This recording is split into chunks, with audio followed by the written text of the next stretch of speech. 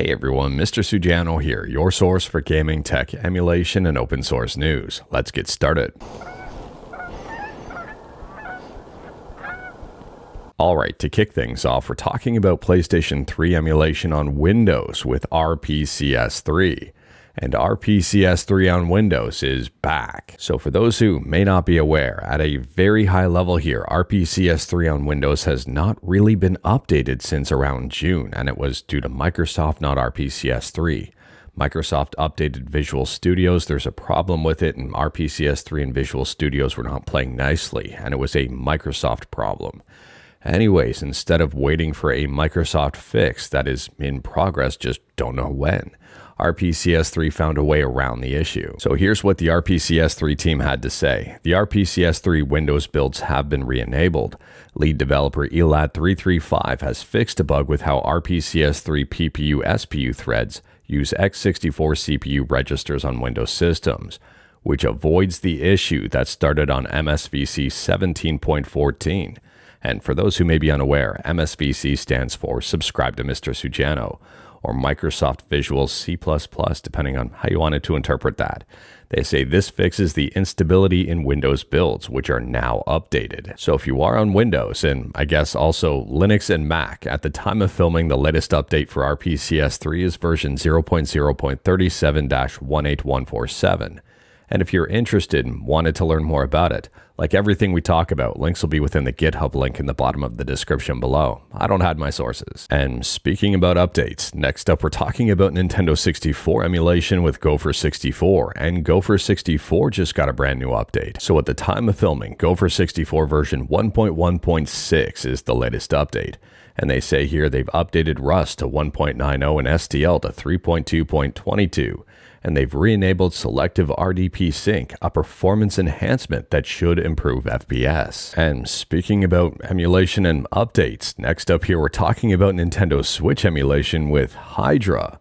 And Hydra has just released its summer progress report. So they say here, hello everyone, this is yet another progress report of my Nintendo Switch emulator called Hydra. I haven't had as much time to work on it during the last 3 months, yet there has been some notable progress made. So they say here in terms of the GPU, they've fixed a bug where everything used to render upside down, and I guess now it renders the right side up. On top of that, they've done some rewrites yet which don't seem to be perfect, but was enough to fix missing textures in Disgaea 5. And they've also fixed missing characters in Disgaea 5 and stretched borders in Axiom Verge. It also appears as if they're taking a look at multi-process support. They implemented some stuff here, and Hollow Knight started booting into the title screen. They say it used to deadlock on startup before, so this was a big advancement. But they have no idea how multi-process support could fix a deadlock in Hollow Knight. On top of that, there's been bug fixes, performance improvements, significantly improved user input, and even more. I mean, even screenshots can now be taken with Command-T. If you're interested in Switch emulation on Mac OS, this might be highly interesting. And speaking about Nintendo stuff, next up we're talking about Nintendo versus Palworld. And there's an update here to the Nintendo versus Palworld lawsuit that is, it's a little bit controversial, at least in my opinion. Nintendo has responded to Palworld's prior art patent defense. And it kind of illegitimizes mods altogether. I mean, listen to this headline over on Games Radar. Palworld dev says a Dark Souls 3 mod invalidates Nintendo's Pokeball patent. Nintendo says mods don't count as real games. And an expert worries prior art precedents could then see a modder's work used against them. If you are interested in reading up more about this and learning more about this, again, like everything we talk about, links will be within the GitHub link in the description below. But listen to this because this is something I want to point out. Nintendo says that mods can't count as prior art because they can't stand on their own. And I guess the legal expert says that's an extreme position for the company to take, and courts usually reject attempts to narrow the pool for prior art references in unreasonable ways. Now, I don't know about you, but I would say mods can absolutely count as prior art, even though they can't stand on their own. I mean, if that's the case, what are your thoughts about Counter-Strike, which, well, that didn't stand on its own. That was based on Half-Life. And also here, unless I'm mistaken, I'm pretty sure that Valve purchased Counter-Strike from the mod developers, which would make mods pretty legitimate, at least in my opinion. And furthermore here, and IGN points this one out, and perhaps more concerning from a legal perspective if accepted, The ruling could potentially open the doors to mods being considered fair game for patent thieves, who could swoop in and incorporate the same ideas into full game releases, which would then be protected. Now, I'm not going to lie here, I am curious to hear your thoughts, so let me know in the comments below, and if it's not obvious and apparent, I'm not a lawyer and none of this is legal advice. I would argue, though, that a precedent has been already set numerous times. I mean, here's another example. But moving on from that, and next up here, we're talking about Silent Hill F, and this is more of just a friendly heads up if you're trying to avoid spoilers. If you are trying to avoid spoilers, you may want to be very careful on social media. The game has already launched in certain areas. I guess Amazon shipped a few copies early. I guess some retailers sold a few copies early. The game is not set to release for a few more days now, but I'm assuming people with early copies are going to post footage online. Next up, we're shifting from games to consoles and talking about Xbox. And if you're in the market for a brand new Xbox, you might want to pay attention to this announcement here. There's new prices in the US that go into effect on October 3rd. Now, it's worth noting here, this is not a rumor, this is not speculation. This information is up right on Xbox's website. So taking a look at the Xbox console pricing as of October 3rd in the US. And you'll notice here I'll round stuff up by a cent. It's normally what I do. The Xbox Series S 512 gigs is going to be about $400 overall, up 20 bucks. Or if you wanted to be specific, $399.99. The Series S 1 terabyte is up to $450, up 20 bucks. The Xbox Series X Digital is up to $600, up 50 bucks.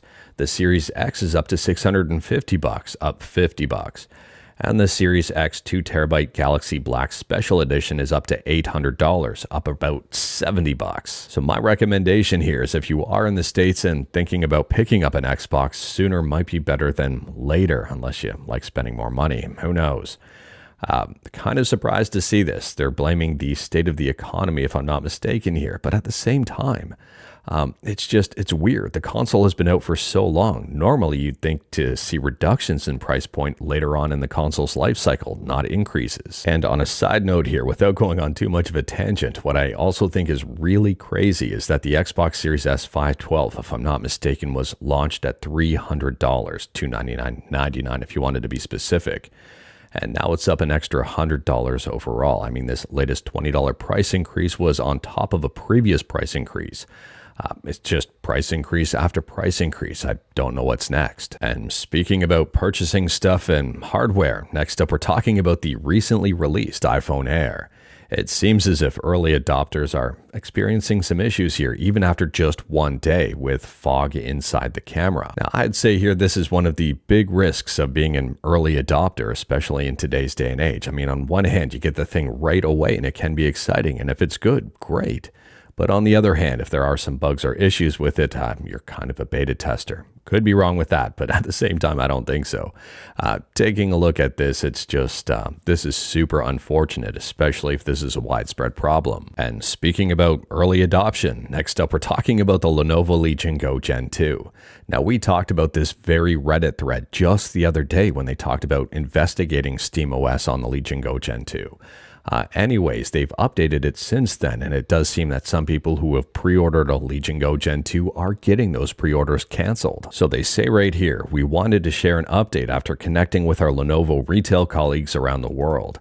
The good news is that more units are already on their way to major retailers globally, so you can expect to see availability in retail outlets and websites improving in the coming weeks. That said, we will need to cancel some pre-orders placed directly on Lenovo.com. We don't believe in holding on to customer payments for products we can't ship in a timely manner. As soon as our online inventory is replenished, Lenovo.com will show updated availability and ordering will reopen. And speaking about gaming handhelds, next up we're talking about Ayaneo, but not the Pocket Air Mini. So we talked about this one in a previous video when they unveiled pricing, and it looks very attractive. It is powered by MediaTek, which means a Mali GPU. However, they did unveil something very interesting. So during their 6-hour and 22-minute long Ayaneo Pocket Air Mini sharing session, they unveiled the Ayaneo Pocket S Mini. From my understanding, this is going to be powered by a Snapdragon G3X Gen 2, and I am very interested for this device. And I'll timestamp this for you so you don't have to watch the whole thing if you don't want to. Now, unfortunately, I don't have a price or anything of that nature just yet, but they are releasing this at some point in 2026. And this one has piqued my interest if the price point is right. I'm assuming it might be a little bit more expensive because it does have that G3X Gen 2 in it, but let me know your thoughts. And speaking about pricing and gaming handhelds, next up we're talking about Anbernic. And Anbernic has unveiled the pricing for their RG476H, which appears now to be $150 and I think going up to $165. This one does feature 8 gigs of RAM, a Unisoc T820 processor, which does mean it's got that Mali GPU. So in terms of overall emulation, I would say this ventures into the PS2 and GameCube territory. I think Russ already has taken an early look at this one, and if you're interested, check out Retro Game Core. And speaking about compatibility, next up we're talking about Proton.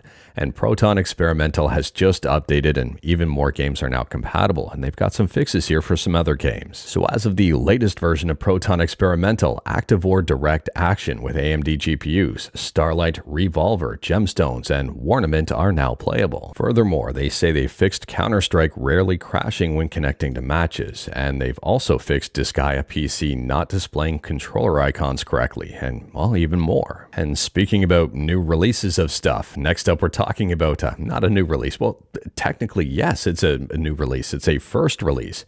House of Necrosis now has a brand new release date of October 6th.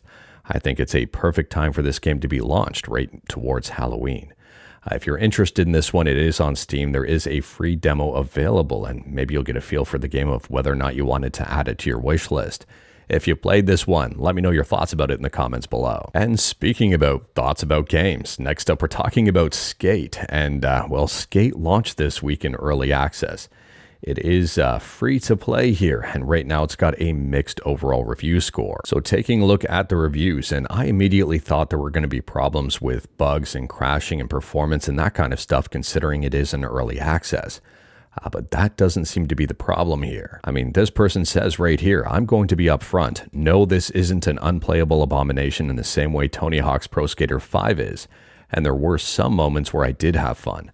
Despite that, what fun there is to be had is also fun you can have in the previous 3 Skate games or other skateboarding sims, all of which are much better made games.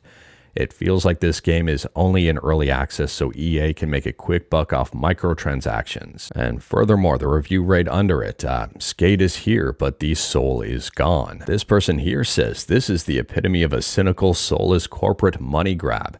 It's a cash shop first and a game second. Now, I haven't played Skate yet, but if you have, let me know your thoughts about it in the comments below and if the mixed overall review score is justified. And speaking about games, last up here, we're talking about the Sonic Adventure Games Expo. If you're a fan of Sonic games, a fan of fan games, and a fan of mods, you might be a fan of this. So this is currently in progress. It started on September 19th and goes until September 26th. There is a very interesting YouTube video that I would recommend checking out, and I will link in the description below. So for those who may not be aware, SAGE is a yearly nonprofit put together by the Sonic Fan Games HQ and its partners to support, promote, and celebrate the community's creative efforts. Based on what I've seen so far, there is some pretty cool stuff like Project Reignition and the Daybreak demo and even more. Let me know your thoughts about this one in the comments below, but I think this is a pretty neat expo. But anyways, that is all I've got for you in this one. Straight to the point, all stuff and no fluff. We talked about a bunch today. Feel free to discuss anything we talked about in the comments below. If you liked this video, leave a like. If you didn't like this video, leave a like. Hit that subscribe button. Check out my other videos. Don't tempt fate. Save your state.